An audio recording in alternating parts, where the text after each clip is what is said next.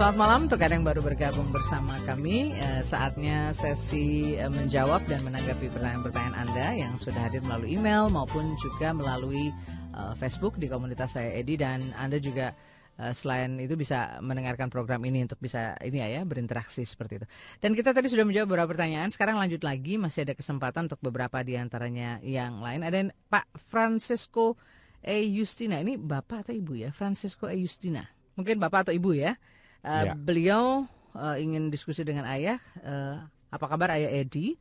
Ya. Maaf saya mengirimkan message ini karena saya ada masalah dengan anak laki-laki saya. Oh, nggak apa-apa ya, kita maafkan ya. Dan saya sedikit bingung untuk mengatasinya. Saya juga tidak tahu apakah saya bisa mengirim message ini dan nanti bisa dijawab dan didiskusikan. Anak saya kelas 4 SD, umurnya hampir 10 tahun. Saya lihat semakin besar, semakin tanggung jawabnya tentang sekolah berkurang. Misalnya tidak mengerjakan PR, jika mengerjakan asal-asalan, nilai ulangan sering disimpan di tas karena nilainya entah itu baik atau jelek atau disimpan di lacinya, dan bahkan buku-bukunya pun sering acak-acakan. Kadang buku-buku dicampur-campur nih Ayah dengan pelajaran yang lain, satu buku dengan pelajaran yang lain. Saya ingin membantu merapikan buku-bukunya, tapi saya takut anak tersebut jadi tergantung dengan saya. Tetapi anak saya tersebut bertanggung jawab lebih untuk hal lain, misal memasak. Dia bisa memperingati adiknya yang salah. Kadang kalau rumah kotor dia juga bisa merapikannya. Anak saya juga bukan tipe yang merengek minta sesuatu atau memaksa untuk hal yang tidak perlu. Anak saya tersebut juga suka sekali berenang dan sangat semangat untuk mengikuti les renang. Tapi ya itu tadi, soal sekolah dia sepertinya kurang semangat dan tidak bertanggung jawab. Nah, saya juga punya anak laki-laki yang nomor 2, adiknya. Adiknya ini sangat rapi sekali dalam hal sekolah dan rapi sekali dalam mengerjakan apapun. Tapi anak tersebut kurang semangat untuk sport. Mohon saran jika memungkinkan. Jadi anaknya memang unik ya. Dua-duanya pasti memang berbeda walaupun dari orang tua yang sama. Ya, begitulah kira-kira Bu Justina. Jadi Ibu telah menunjukkan kepada kami bahwa Ibu adalah seorang yang perfeksionis. Jadi ingin segalanya sempurna, sehingga yang diinginkan adalah semua kelakuan baik itu muncul di setiap anak. Jelas-jelas Ibu bercerita bahwa yang kedua adiknya rapi, kemudian bagus di sekolah, tapi untuk sport tidak. Nah, memang kombinasi anak itu seperti itu. Gitu. Jadi kita tidak bisa dapat semuanya, Bu. Seperti juga kebanyakan kita lihat di kehidupan ini. Ada orang yang cantik gitu, terus penampilannya menarik, tapi mungkin dari sisi lain kurang. Ada orang yang sebaliknya seperti saya gitu, dari sisi wajah pas-pasan, dari sisi body pas-pasan, tapi mungkin dari cara bicara orang suka gitu. Jadi justru tugas kita sebenarnya bukan mencari kekurangan demi kekurangan anak kita, tapi bagaimana kita menumbuhkan, menyemangati, kemudian mendukung semua kelebihan yang dimiliki anak kita.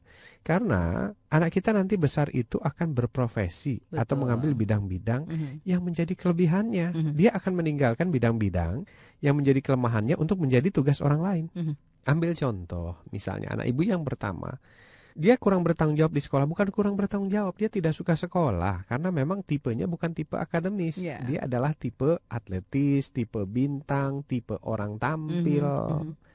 Nah, untuk masalah hal-hal yang sifatnya tampil, kemudian bergaul, olahraga, dia unggul. Jadi justru fokus kita adalah menemukan atau mengobservasi. Nah, kira-kira profesi apa sih nanti kalau besar yang kamu mau ambil? Nah, kebutuhan dari profesi itu apa saja? Nah, biasanya kebutuhannya 2. Kebutuhan yang pertama itu adalah spesialisasi bidang. Misalnya kalau olahraga ya basket, dia jago basket. Kalau misalnya tari, balet, dia jago balet. Yang kedua itu adalah karakter, attitude atau moral. 2 hal itu saja dia miliki, dia sudah bisa berpeluang menjadi bintang. Jadi nggak perlu banyak-banyak. Nah, sisanya yang lemah-lemah ini nanti akan didelegasikan atau di-outsourcingkan pada orang lain. Nggak semua pekerjaan kok kita bisa pegang gitu.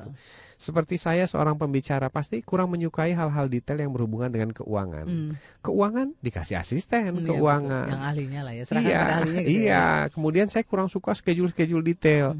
Schedule ada sekretaris. Jadi tinggal tanya tanggal sekian saya mau kemana, ada di mana, harusnya ada di mana. Jadi nggak pusing hidup ini. Kenapa? Memang demikianlah Tuhan merancangnya supaya setiap orang di bumi ini punya tugas dan pekerjaan masing-masing. Ada misi-misi yang Tuhan ini ya ciptakan. Nah, sebaliknya adiknya juga begitu, dia rapi di sekolah, nanti jadi orang akademik, mungkin dia jadi orang keuangan yang menjadi asisten keuangan kakaknya mungkin kan begitu. Jadi, mari setelah ini ibu berhenti mengeluh, tapi lebih banyak berfokus pada observasi. Mengenai kekurangan anak kita, apa yang bisa kita perbaiki pelan-pelan. Misalnya, yang tidak rapi menjadi sedikit lebih rapi, tapi tidak mungkin akan serapi adiknya. Gitu, karena itu adalah profil bawaan lahir. Betul. Profil bawaan lahir setiap anak itu ada dan itu tidak bisa kita paksakan untuk berubah total. Saya sudah mencobanya di rumah. Antara Dimas dan Dido itu beda. Dido itu sangat detail, sangat rapi, sangat melankolis, sangat sensitif, dan dia bukan pelanggar aturan. Gitu.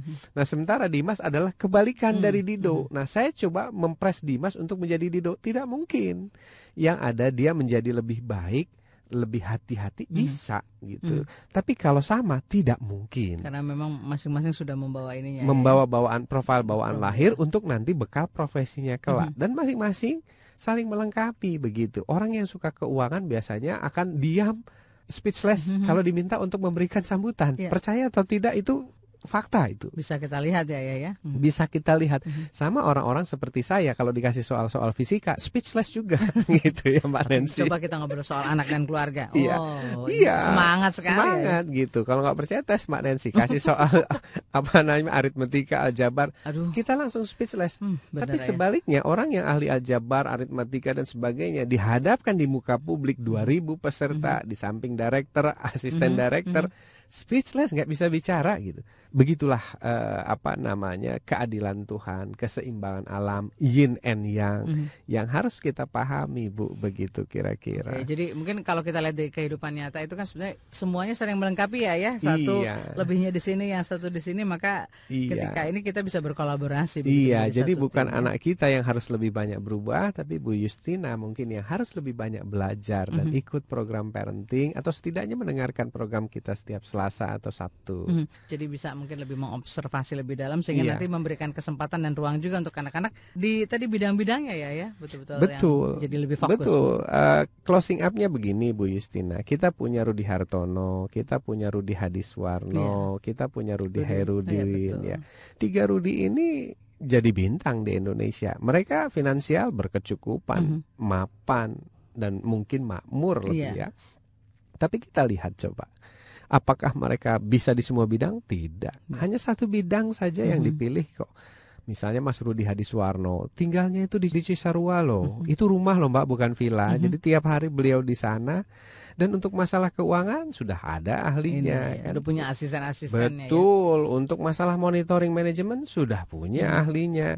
So begitulah kehidupan begitu. Jadi justru orang-orang yang mengembangkan kekuatannya, dia akan menjadi yang terbaik. Dan dia akan mengontrol keadaan begitu. Sementara kalau kita terus mencari kelemahan-kelemahan anak kita sehingga anak kita sibuk memperbaiki kelemahannya, dia nanti nggak jadi apa-apa loh.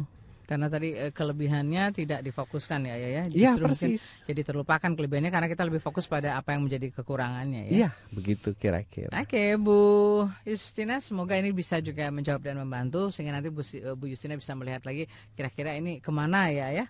Mereka diberikan kesempatan dan ruang sesuai dengan apa yang menjadi kelebihan-kelebihan mereka. Nah, Ayah, kalau bicara soal tadi kelebihan-kelebihan, ini kan memang satu sama lain berbeda ya. Nah, ini apakah bisa mungkin menjadi sebuah kolaborasi? Katakanlah belajar dari bagaimana pengalaman Ayah dengan Dimas dan Dido ya.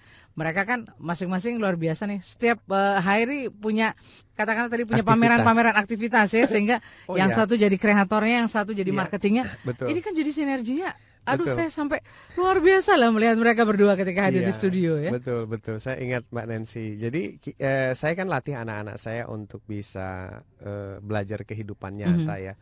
Jadi saya minta mereka kalau minta sesuatu dari ayahnya, entah itu dalam bentuk uang, koin, atau benda, dia harus usaha dulu, membuat effort. Nah, effort yang sering dilakukan itu adalah pameran, exhibition. Dia membuat eksibisi-eksibisi kecil, kemudian dagang.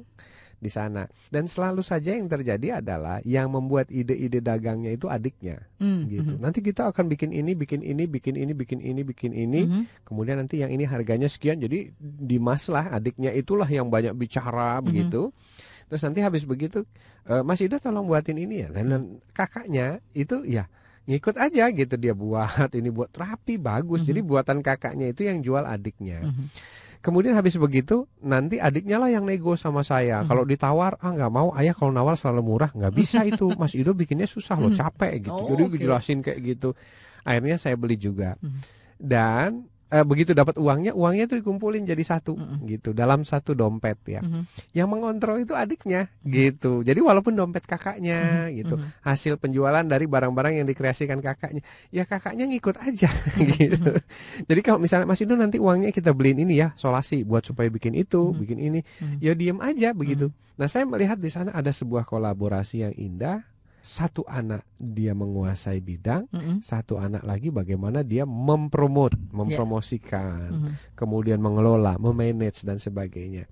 Jadi dari hal kecil aja di situ saya bisa belajar, oh memang mereka tidak bisa disamakan, justru mereka adalah sebuah kolaborasi yang indah kalau misalnya nanti disatukan seperti sebuah puzzle yang membentuk gambar. Betul. Begitu. Saya kalau boleh ngambil filosofi di arena kantor saja ya, itu kan ada yang memang di front office dan ada yang di back office, seperti itu ya. Kita kan kolaborasinya, sinerginya begitu ya. Iya. Jadinya indah begitu kalau bisa, tentunya bisa melakukan hal ini. Kalau terbalik justru nanti kelihatan aneh. Misalnya ya, seorang akuntan ditaruh di front office.